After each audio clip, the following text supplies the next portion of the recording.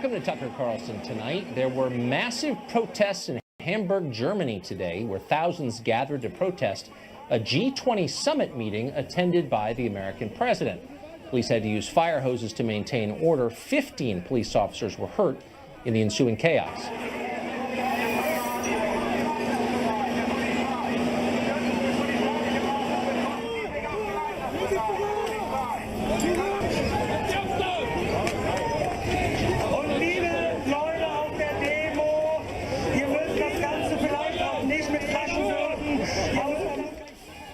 Earlier in the day, the president received a far warmer reception in Warsaw, Poland, where he spoke to a crowd that would not have been out of place at a rally in Ohio or Oklahoma.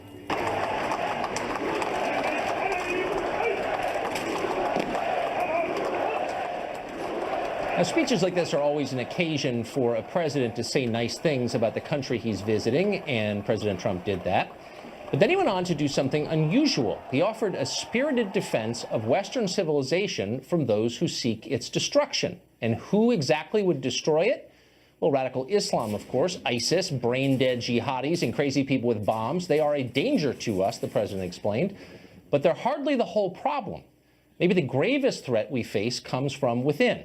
The president put it this way.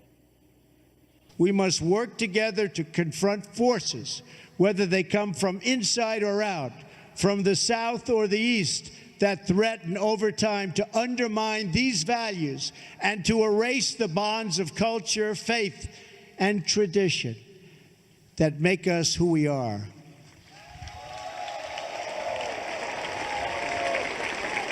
If left unchecked, these forces will undermine our courage, sap our spirit, and weaken our will to defend ourselves and our societies. Undermine our courage, sap our spirit. ISIS isn't doing that to us. Our elites are. When they tell us to hate ourselves and our culture and our history, when they teach our children to despise the country that produced them, when they claim that percentage point of annual economic growth is more important than the bonds that connect us to each other. America isn't falling to foreign invaders. It is rotting from within because the people in charge don't think it's worth preserving. You have to love a civilization in order to save it, and they don't. Well, in 141 of the crispest, truest words he has ever spoken, the president reminded the world why the West is worth defending. We are the fastest and the greatest community. There is nothing like our community of nations. The world has never known anything like our community of nations. We write symphonies. We pursue innovation. We celebrate our ancient heroes, embrace our timeless traditions and customs, and always seek to explore and discover brand new frontiers. We reward brilliance.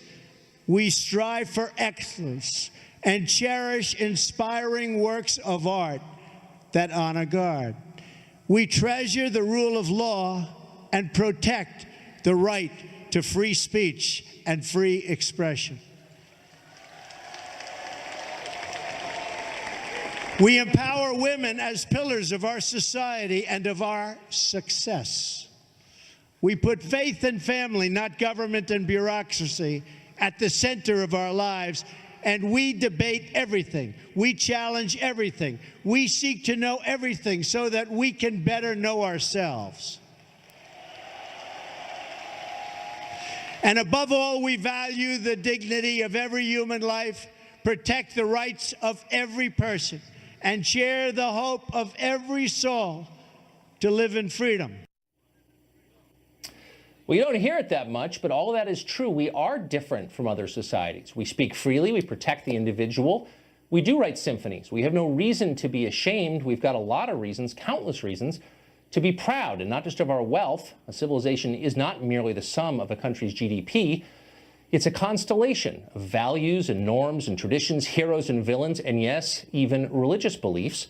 Ours is the most successful and benevolent in human history, but it's still vulnerable. All civilizations are vulnerable. Rome looked invincible at one point, too. It turned out not to be. So it's worth remembering the basics. Western civilization is our birthright. It makes all good things possible. Undefended, it collapses. And so we've got to fight to preserve it, not just with airstrikes, but with a vigorous defense of our common values. Nothing matters more than that. President Trump has his flaws, but to his everlasting credit, he is willing to say all of that out loud. And that's worth something, maybe a lot.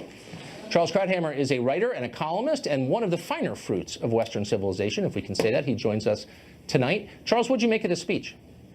Well, I'm actually working on a symphony, so I'll let you know.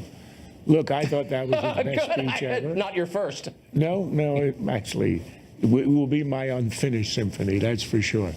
Look, this is the best speech he's given. It was very Reagan-esque. I read the we as not just the United States. It was not so much a speech about American exceptionalism. He kept saying we and you, the Poles, and largely meaning the Europeans, the West. This was a defense of the West. And that's what made it so unusual for Trump. This is the antithesis of his inaugural address, which was about America. He didn't speak about the free world. He spoke about our allies as parasites in that speech. This was a complete overturning of that. This was a return to traditional American universalism, leading the community of nations, meaning NATO, the West, Europe, including, of course, a lot of East Asia, other places as well.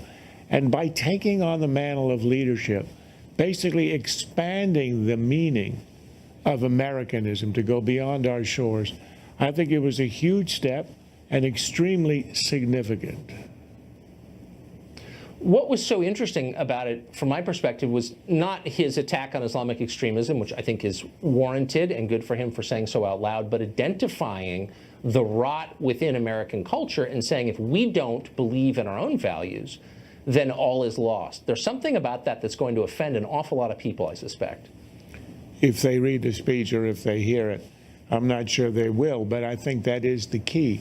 And I would not attribute the sort of lack of faith in our society to our elites. I think it resides more with the left.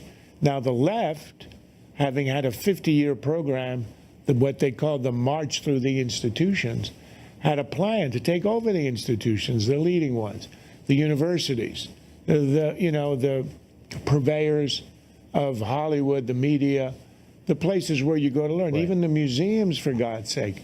And they have succeeded. I wouldn't call that the elites. Yes, they control a lot of the positions of power, but that is the left, and I don't think it applies to conservative elites who have the faith, and I think that was the message of the speech, upholding those.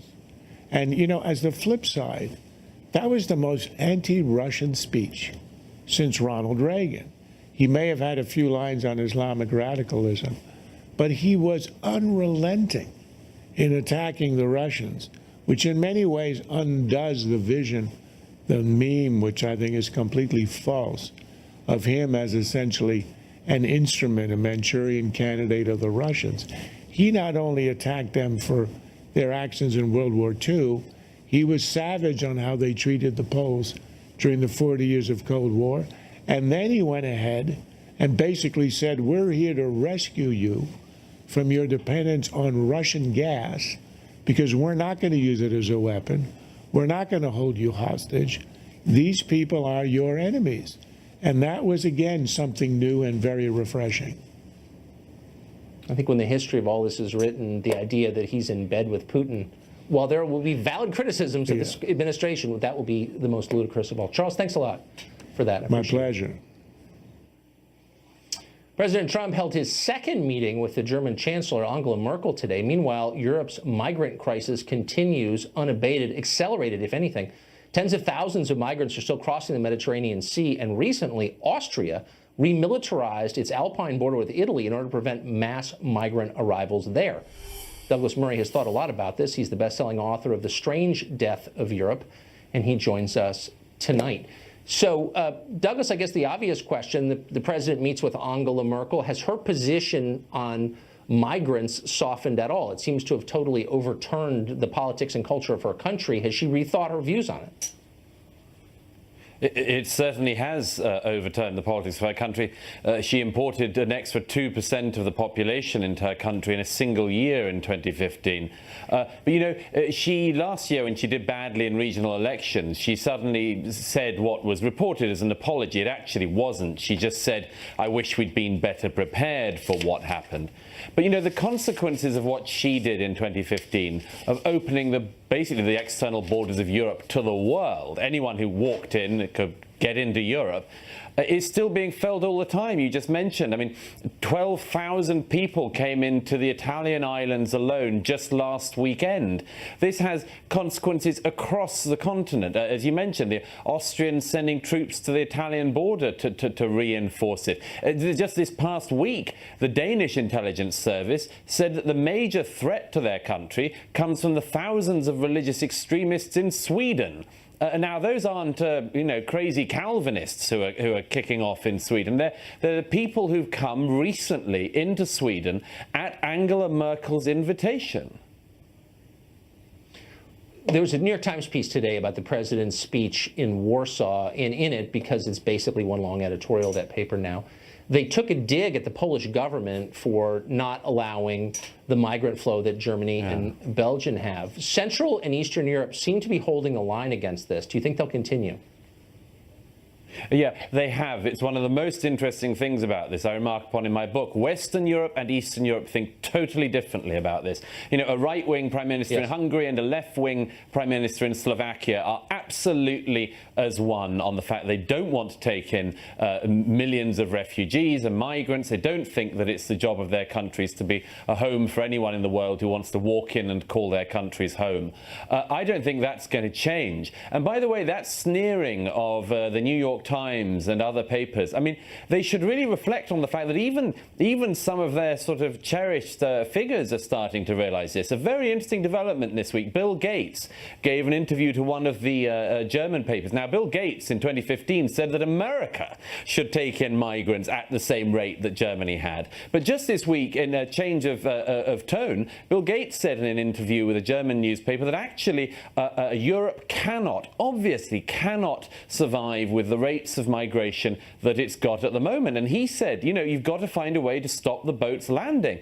Now, if everyone is starting to realize this, why don't we start to think now about the ways to solve this? Because, as I say in my book, you know, there are a whole load of things we should have been doing from the beginning. And it was inevitable that people would realize this was a catastrophe, but we have been woefully slow in waking up to it. And I think that the lessons that America in particular has to learn from this are incredibly striking. Yes, and routinely and assertively ignored by our policymakers, which is why it's so nice to have you on tonight. Douglas Murray, thank you.